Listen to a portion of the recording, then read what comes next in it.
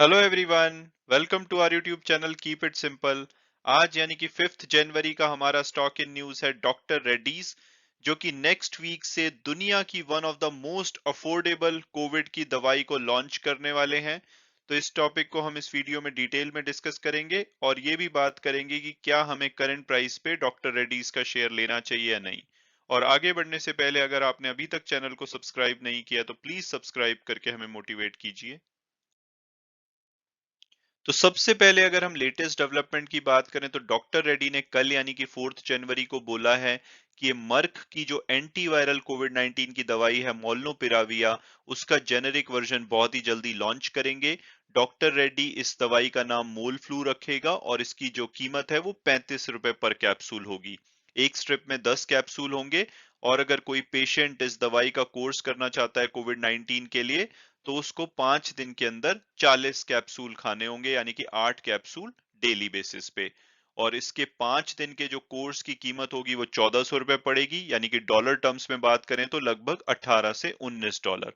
और इस कीमत पे इस दवाई को ये कोविड 19 की one of the most affordable treatment बनाता है। और अगर हम कंपैरिजन के लिए देखें, जो मर्क की ओरिजिनल पिल है, अगर उस दवाई का कोई भी कोर्स यूनाइटेड स्टेट्स यानी कि यूएस में करना चाहता है तो उसको इसकी कीमत $700 पड़ती है इस कोर्स की। तो $700 के मुकाबले में ये भारत में सिर्फ 18 से 19 डॉलर तक पड़ेगा। और डॉक्टर रेड्डी का कहना है कि अगले वीक से ये देश भर की सभी फार्मेसीज यानी कि केमिस्ट शॉप में अवेलेबल होनी चाहिए। और शुरू में फोकस किया जाएगा कि सबसे पहले ये उन स्टेट्स में अवेलेबल कराई जाए जहां पे कि कोविड 19 के केसेस ज्यादा आ रहे हैं। और अगर इसकी मैन्युफैक्चरिंग की बात की जाए तो इसको डॉक्टर रेड्डी की यूएस एफडीए अप्रूव्ड फैसिलिटी में मैन्युफैक्चर किया जाएगा। इसके अलावा डॉक्टर रेड्डी ने बोला है कि इन्होंने सभी प्रिपरेशंस कर ली हैं ताकि इस दवाई की जितनी भी रिक्वायरमेंट हो पेशेंट्स के लिए, उसको उतनी कैपेसिटी में बनाया जा सके। और इसके अलावा अगर बात की जाए इसके अप्रूवल की, तो 28 दिसंबर को डीसीजीआई यानी कि drugs controller general of India ने इस दवाई का की मैन्युफैक्चरिंग और मार्केटिंग के लिए अप्रूवल दे दिया था। और अब ये 13 कंपनीज हैं भारत में जो कि इस दवाई को मैन्युफैक्चर करेंगी। इससे पहले अगर इसके ट्रायल्स की बात की जाए तो डॉक्टर रेड्डी की लीडरशिप में एक कंसोर्टियम यानी कि एक एसोसिएशन बनाई गई थी जिसमें कि 6 कंपनीज थी डॉक्टर रेड्डी के अलावा सिप्ला, सन फार्मा, एमक्योर, टोरेंट फार्मा और वाइथरेस, जो कि माइलन के नाम से जानी जाती थी। ये 6 कंपनीज ने एक एसोसिएशन यानी कि कंसोर्टियम को फॉर्म किया था और इन्होंने 5 महीने तक कोलेबोरेटिव ट्रायल किए इस दवाई की सेफ्टी के लिए, एफिकेसी के लिए, और उसके बाद अपने रिजल्ट्स डीसीजीआई को प्रेजेंट किए। उसके बाद इनको अप्रूवल मिला। और ये सभी 6 कंपनीज मर्क शार्प डोम यानी कि एमएसडी के साथ एक non exclusive voluntary licensing treatment agreement कर चुकी हैं, जिसके अंतर्गत ये उनकी ओरिजिनल दवाई का जेनेरिक वर्जन को मैन्युफैक्चर करेंगे और सप्लाई करेंगे इंडिया में और 100 ऐसे देशों में जिनकी की लो और मिडिल इनकम है।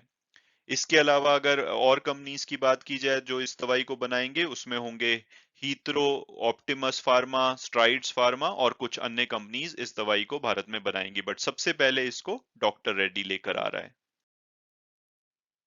और अब अगर हम बात करें इस दवाई यानी कि मोलनुपिराविया की, तो ये एक एंटीवायरल ड्रग है और इसको काफी कंट्रीज में जैसे कि यूएस, यूके, डेनमार्क वगैरह में मॉडरेट कोविड 19 पेशेंट्स की ट्रीटमेंट के लिए अप्रूवल मिल चुका है।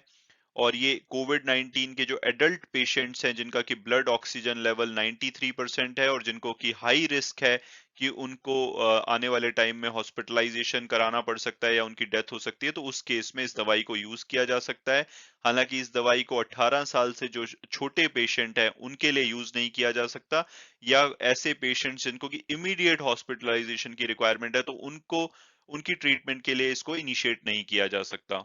और इस दवाई को 5 दिन से ज्यादा लगातार नहीं लिया जा सकता, ये रिकमेंडेड नहीं है। और इसकी जो ओवरऑल कोर्स है इसमें आपको 5 दिन तक 2 बार दिन में इस दवाई को लेना पड़ेगा, 4-4 कैप्सूल एक बारी में लेने पड़ेंगे। तो एक दिन में 8 कैप्सूल और 5 दिन में आपको लगभग 40 कैप्सूल लेने पड़ेंगे। और अगर ये माइल्ड टू मॉडरेट कोविड 19 के सिम्टम है तो ये आपको रिकवर करने में हेल्प कर सकता है। और अब अगर बात की जाए कि क्या हमें करंट प्राइस पे डॉक्टर रेड्डीज का शेयर लेना चाहिए, तो सबसे पहले अगर हम इसके पास्ट परफॉर्मेंस की बात करें तो पिछले 3 साल में इन्होंने 86% की बढ़िया रिटर्न दी है। हालांकि पिछले 1 साल में इनकी जो रिटर्न है वो -8% की रही है, और वो तब है जबकि पिछले 1 महीने में इनका शेयर 5% से ज्यादा भागा है। तो जो मेन रीजन है इनकी डिसअपॉइंटिंग परफॉर्मेंस का, वो एक ये रीजन ये हो सकता है कि ये इनके पास स्पतनिक वी जो कि रशियन कोविड वैक्सीन है उसके डिस्ट्रीब्यूशन राइट थे, लेकिन वो दूसरी कोविड वैक्सीन के मुकाबले में उतनी सक्सेसफुल नहीं हो पाई।